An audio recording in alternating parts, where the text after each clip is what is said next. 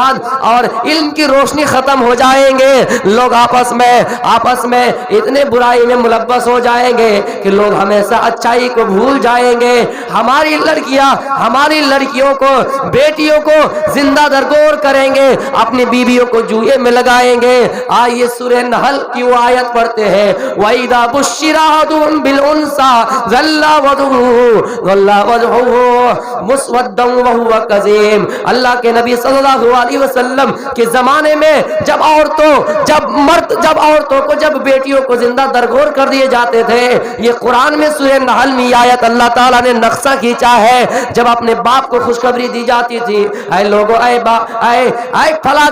फला के वालिद मोहतरम, आज तुम्हारे घर में लड़की पैदा हुई है, आज तुम्हारे घर में तुम्हारी बेटी पैदा हुई है, आज तुम्हारे घर में तुम्हारी इकलौता बच्ची पैदा हुई है। जब ये खबर सुनती कि घर में बेटी पैदा हुई है, हम किसी बेटी के बाप बनने वाले हैं, फला दिन फला दामाद के ससुर बनने वाले हैं, उसका चेहरा बिल्कुल काला पड़ जाता, उसका चेहरा बिल्कुल सिया रंग पड़ जाता, उसका चेहरा बिल्कुल परागंदा हो जाता।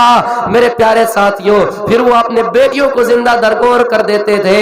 लोग इतने जुए खेला करते, लोग इतने शराब पिया करते थे, इतने जुए खेला करते थे। जब जुए में अपने तमाम प्रॉपर्टी हार जाते, जमीन हार जाते, जायदाद हार जाते, मकान हार जाते, बिल्डिंग हार जाते, अपनी प्यारी नई नवेली दुल्हन को भी उस जुए में लगा देते थे। सबसे ज्यादा दुनिया में अगर किसी से मोहब्बत की जाती है वो बीवी है, लेकिन आखिरी वक्त में अपने सबसे ज्यादा मोहब्बत करने वाली बीवी को भी जुए में लगा देते थे। और जुए खेलने वालों का अंजाम क्या होगा, महाभारत से भी सुनाऊंगा। इन्नमल खम्र वल मैसिर वल अंसाब वल अज़लाम रिज्सुम मिन अमलि शैतान। जुआ, शराब, नशा, ये तमाम जो चीजें हैं ये शैतान की गंदगी है।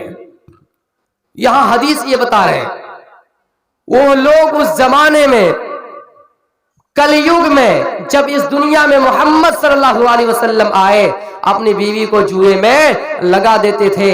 और अपने बीवी को जुए में लगाने से अंजाम क्या होगा, महाभारत के अंदर वो वाकया आज भी लिखा हुआ है, आज भी लिखा हुआ है।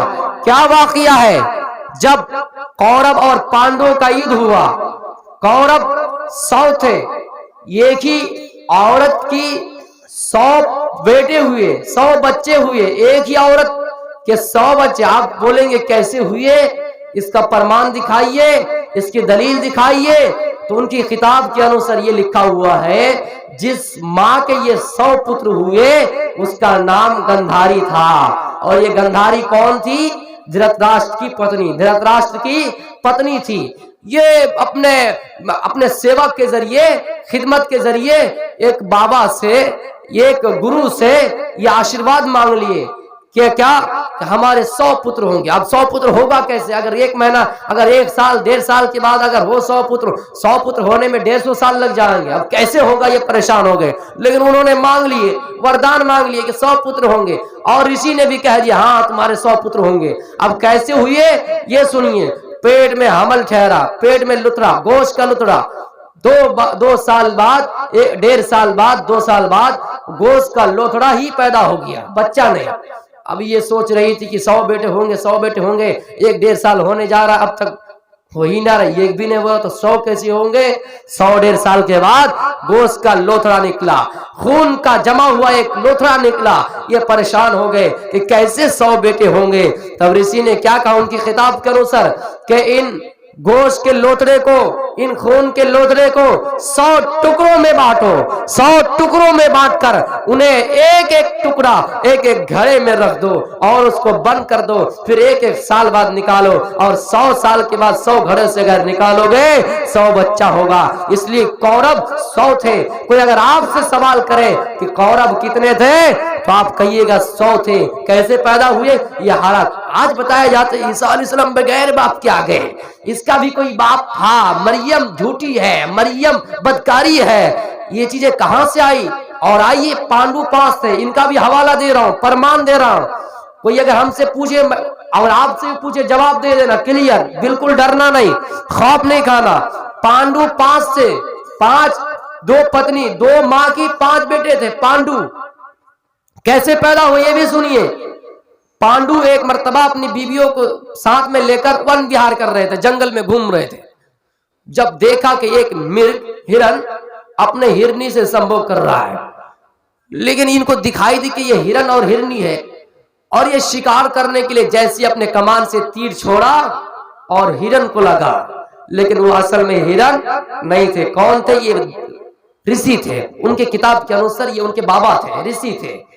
और जैसे ही ऋषि को लगा ऋषि की मृत्यु होने जा रही है, ऋषि ने क्या कहा, क्या शराब दिया, जब भी तुम अपनी बीवी से मिलोगे ना, आज हमें और हमारी बीवी को मिलते हुए देखे तुमने, हम पर तीर छोड़ा, हमें शिकार किया और हम मारे गए। जब भी तुम अपने बीवी से मिलोगे तो तुम्हारी भी मृत्यु तय है, तुम्हारी भी मौत करीब है। मेरे भाइयों ऐसा चलता रहा। इसने अपने बीवी को ऐसी कंडीशन बताई। अब तक कोई बच्चा ही नहीं था, पांडु का कोई बच्चा नहीं था। ये परेशान हो गए कि बच्चा कैसे पैदा होंगे, जब भी हम अपनी बीवी से मिलेंगे हमारी मौत तो तय है, हमारा बच्चा कैसे होगा।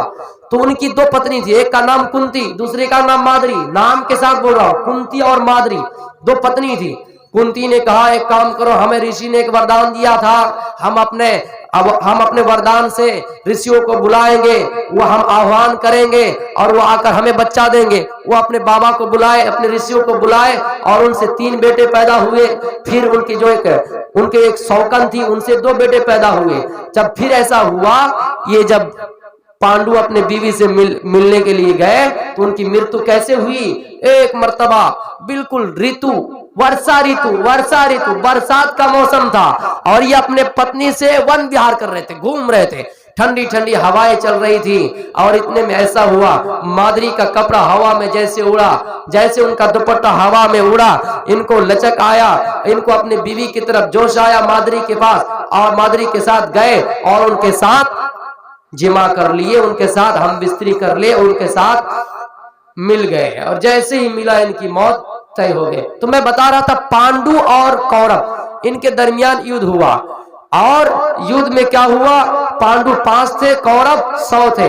पांडु ने कहा है कौरवों, तुम हमें आधी मिल्कियत दे दो, आधा राज दे दो, हम 5 भाई आधा राज ले लेंगे, तुम आधा राज ले लोगे। इसने कहा नहीं, अगर तुम्हें सुई के बराबर भी, सुई के नोक के बराबर भी जमीन चाहिए तो तुम हमें युद्ध करो, तुम हमसे युद्ध करो, हमसे जुआ खेलो। पांडु ने जुआ खेलने के लिए तैयार हो गए और जुए में क्या नतीजा आया, क्या परिणाम आया, क्या नतीजा आया, क्या रिजल्ट निकला, सुनिए मेरे भाइयों। पांडु आगे बढ़ता है जुआ खेलने के लिए। पांडु 5 थे, कौरव 100 थे। पांडु का पहला अर्जुन, भीम, नकुल ये सब आगे बढ़ते हैं और ये आगे बढ़ने के बाद अपने अपने भाई को जुए में लगा रहे हैं। एक पहला भाई को जुए में लगाया, दूसरा भाई को जुए में लगाया। युधिष्ठिर जुए में हार गए, अर्जुन जुए में हार गए, नकुल जुए में हार गए। इसी तरह करते करते 5 भाई जुए में हार गए। इन्होंने अपनी अपनी जमीन व जायदाद को भी जुए में लगाना शुरू कर दिया। करते करते मेरे प्यारे साथियों, जब सारी चीज हार गए, आखिर में एक चीज बची हुई थी, वो ये थी कि उन 5 भाई की एक पत्नी थी जिनका नाम था द्रौपदी। उनका भी नाम ले रहा हूं। किनके साथ विवाह हुआ था? अर्जुन के साथ। कैसे हुआ ये मैं अभी खुलासा नहीं करूंगा मेरे भाइयों।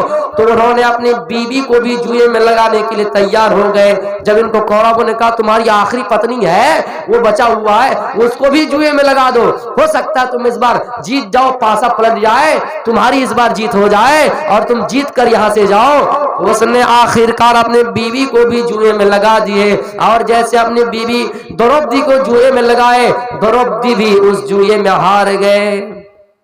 ऐसा ही होगा जुए खेलने वालों का, सब हार गए, सब हार गए। जब अपने पास किराए का कुछ रुपया मिल जाए, हाँ किराए का कुछ रुपया बचा हुआ है, इससे हम घर तक पहुंच सकते हैं, लेकिन शैतान क्या कहेगा, खोपड़ी में क्या क्या बात बताएंगे, चलो इसके साथ खेल लो, ये जो किराए का रुपया 2-4 बचा हुआ है इसको भी लगा दो, हो सकता तुम्हारा पासा पलट जाए, जीत जाए। और जब एक बार जीत लोगे तो 2-3 बार जीतोगे।